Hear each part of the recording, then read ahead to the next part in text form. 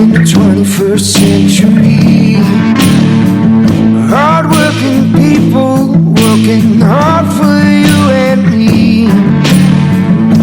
Moving higher, time and time again.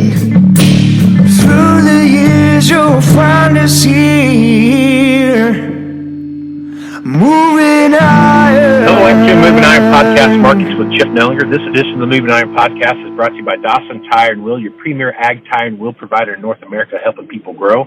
TractorZoom, delivering insights, and Dry Shod Boots, the official work boot of the Moving Iron Podcast.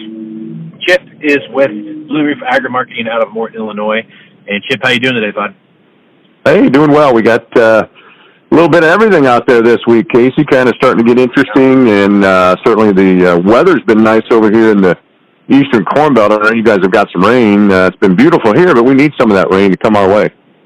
Yep, I'm actually down here in Wichita, Kansas right now visiting some family, and they were dry as a bone for the most part, and they got about, well, this morning when I checked my father-in-law's rain gauge, there's about 1.5 inches in it, so, and it's rained quite a while since, and they might have gotten a little over 2 inches here in this specific area, and I was looking at the radar, and it's pretty much consuming the entire state of Kansas except the extreme western edge of the state. And even up in the Nebraska Panhandle this morning, they were getting some rain, and that was kind of stretching across the middle of the Nebraska Corn Belt as well. So there's a fair amount of rain for some areas that really needed it kind of happening right today.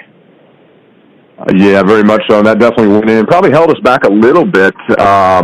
But even in spite of that rain, we really closed the market really well. We had some news out like overnight, early morning this morning on Friday that the the phase one trade agreement, China was going to pick up their buying pace. There's kind of rumors that their state buyers are going to be looking potentially at some more corn. There's been buyers of beans here recently.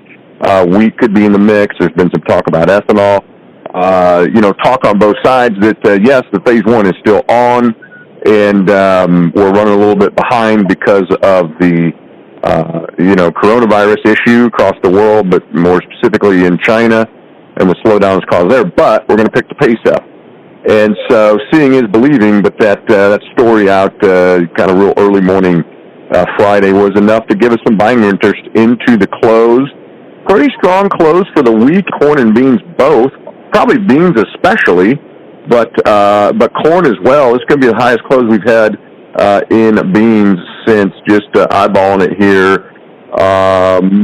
March, probably about the 31st of March. So good to see that we're up, at the high end of the range for the last 3 months in beans, and we'll see what the weather does. That's still going to have a big effect as well over the next 2-3 weeks to see how much more rain comes, what the coverage levels are, if there's any heat that starts building.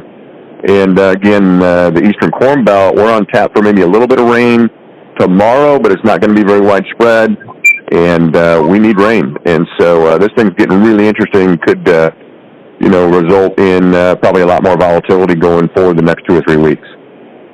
All right, let's talk about some of these technical barriers that we're running into. So been watching the corn market for the last 3 weeks, 4 weeks pretty intently, and we get above that to about that 333 mark and just can't seem to break through there. So I guess as you look at see what's happening and what you see going on, once we get past that 333, 335 range, something like that, and get above that, do you feel like corn is going to run for a little while, or do you kind of feel like that's going to be a hard barrier to bust through? Yeah, no, we've essentially for 12 trading sessions here, we've been in a range from 334 3/4 on the top side in July corn futures, and then on the bottom side the 324 1/4. So basically 10.5-cent range over the last 12 days, just chopping back and forth in there. So that line in the sand to the top side is essentially 335. We can see a close above there. The funds have a big, basically borderline record short position, about 300,000 contracts that the funds are short. And if you can see that close above 335, first of all, it probably means something is going wrong with the forecast in some part of the Corn Belt. And then secondly, the funds are really loaded up, and if they run for the exit all at once, the door is not big enough to contain them. So you could easily see a run maybe up into the mid to upper 340s, maybe challenge 350. Coming in a first notice here in about a week and a half, I believe, for the July, so there'll be a little bit of a transition there. But, yeah, it's you hit the nail on the head. The market's well off the lows. We're slowly grinding in a kind of a sloppy uptrend in corn. And we got to get north of 335, and if you do, I think that'll kind of build some buying momentum and spur some short covering by the funds to maybe give us a run up towards 350. But again, on the bottom side of this, kind of a trend line that's built up. I don't really want to see it close, much below 3.25 on the July. That would probably start, turning the trend back lower and adding to the downside momentum as well. So we're really seems like every year, Casey, with all the uncertainty of the weather, happens every year. Will it rain? Where? How much? Will it get hot? It gets really challenging and hard to kind of predict what the next move is going to be in this market. How much is ethanol playing into this grind that we're seeing here? This flirting with that 335 number. Ethanol consumption has steadily gone up week over week at every report that comes out, but it doesn't seem like it's having that much of an effect on the maybe it's stabilizing the corn market a little bit. But I guess how do you see ethanol playing in the picture right now? Yeah, it's certainly come back a lot faster than what my initial fears were. We're certainly nowhere back to normal. We typically grind a little over 100 million bushels a week on average during this time of year, and I think we're only back into the low 80s. But that is good to see. That's exciting to see that it came back that fast. At the lows, I think we were 60 or under, maybe even into the mid to upper 50 million bushel range for a few weeks there. So that has come back. People are starting to get back out on the road. Gasoline demand's going up. As a result, that's got the ethanol demand increasing. So it stabilizes. I think it's one of the reasons why the market stopped going down and, has been in a little bit of an uptrend in here. Our export sales this week weren't very stellar, but that was overshadowed by some hopes that China's going to start being a bigger buyer, maybe of some corn and possibly ethanol as well. And so if that's the case, that will definitely help the cause. But it's a little bit of a wait-and-see approach. We've heard that story off and on again probably a dozen times in the last 18 months. Yes, we're going to buy it. Yes, there's an agreement. Everything's good. It's kind of like talk is cheap. Let's see the evidence of that. So, we'll see. I don't want to be too pessimistic, but we've heard that song and dance before about China, going to step up their purchases and be massive buyers. But seeing is believing, I guess. So hopefully they'll show up on the buy side in the export sales in the next few weeks. Yep. All right, so we had a cattle on feed report come out today. Didn't seem like it made that big of a splash in the overall outcome of the market today, but there are more cattle getting through the slaughter funnel there, and starting to see more of those come off of feed. So I guess talk about that a little bit. Yeah, we have seen these kill numbers the last few weeks increase. A real wild ride on the livestock side. So, plants being shut, can't get animals killed, can't get, product into, the consumer's hands or whether that's through restaurant channels and or when during the shutdown, the, retailers, grocery stores. And so you had a huge run up, basically to record prices as far as boxed beef goes and pork product, pork cutout. Started slowly opening up the, packing plants, increasing the kills. They're not 100% back to normal, but they're getting really close. And as a result, you saw the supply increase and, the boxed beef and pork product markets just implode. And so there's been a lot of fluctuations there. The market's really just searching for some stability. Starting to get that a little bit. It appears that the cash cattle market wants to try to stabilize in this $100 range or slightly above. Did have a cattle on feed report out here just about 20 minutes ago, like you mentioned, Casey. It was just kind of so-so, to be honest with you. It might have been a touch on the bearish side. Let me get these numbers out here. Cattle on feed was 99.6. The average estimate was 99.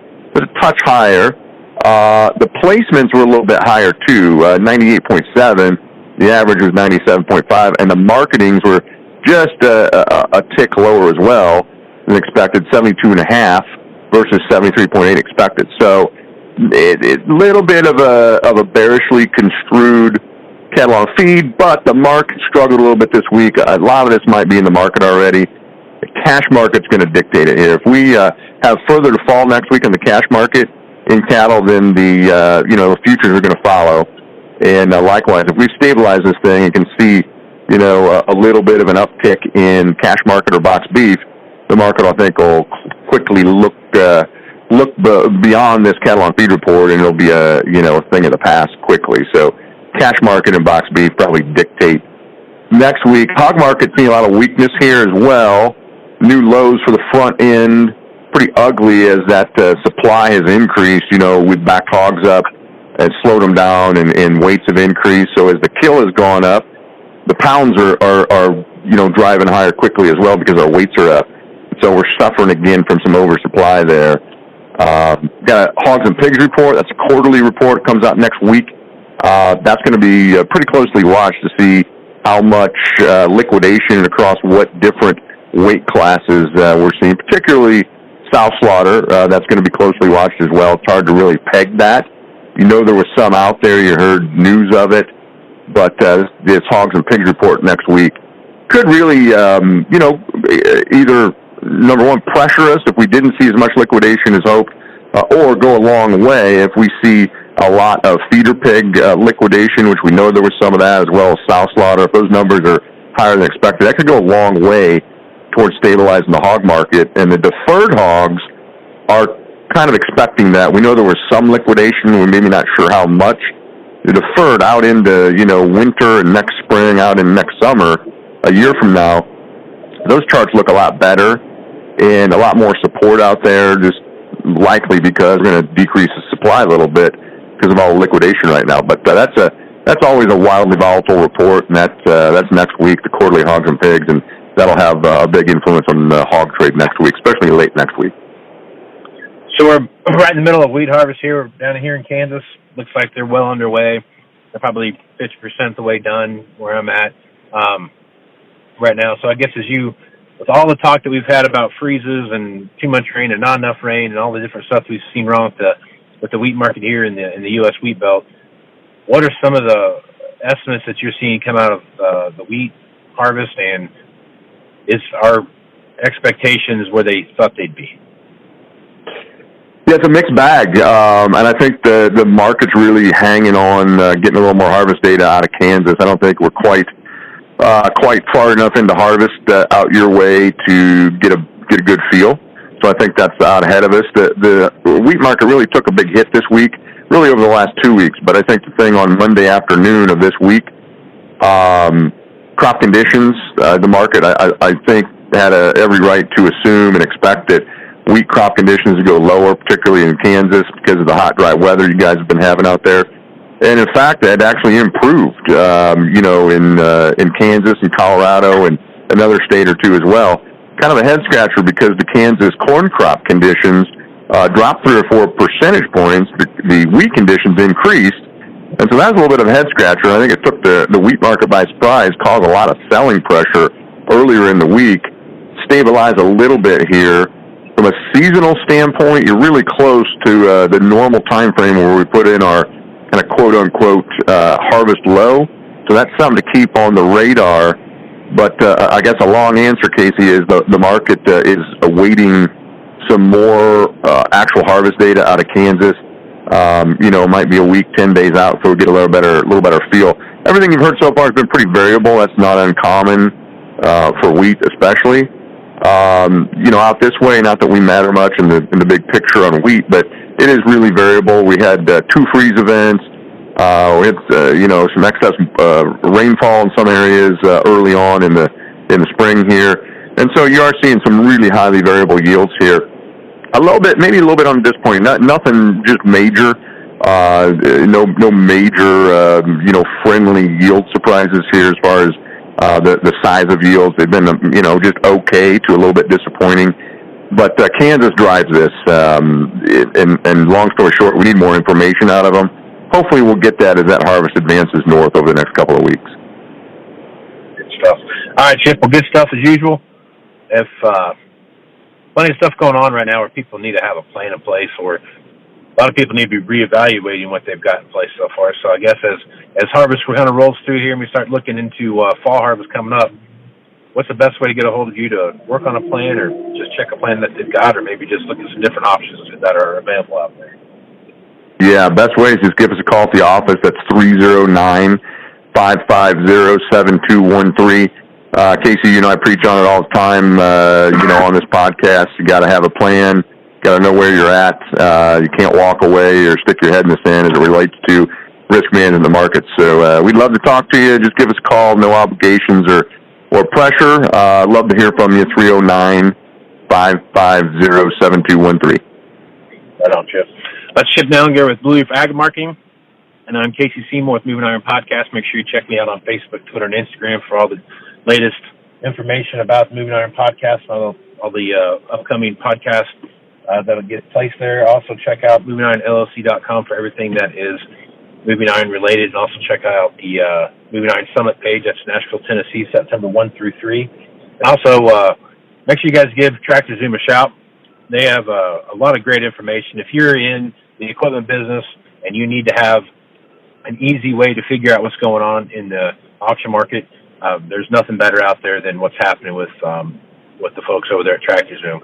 I like to use them because I can see year over year inventories as far as auctions go, and what are some hot spots as far as equipment go, and what's happening out there with different models. So make sure you check them out. There's a wealth of information, and I use them out there at the dealership, and can't say enough good things about them. So if you're looking for a good place to find auction data that is current and past data from about 400 different auction companies, check out TractorZoom. So until next time, I'm Casey Seymour with Chip Nellinger. Let's go move some iron, folks. Out. Moving iron in the 21st century. Hard-working people working hard for you and me. Moving iron time and time again. Through the years you'll find us here. Moving iron.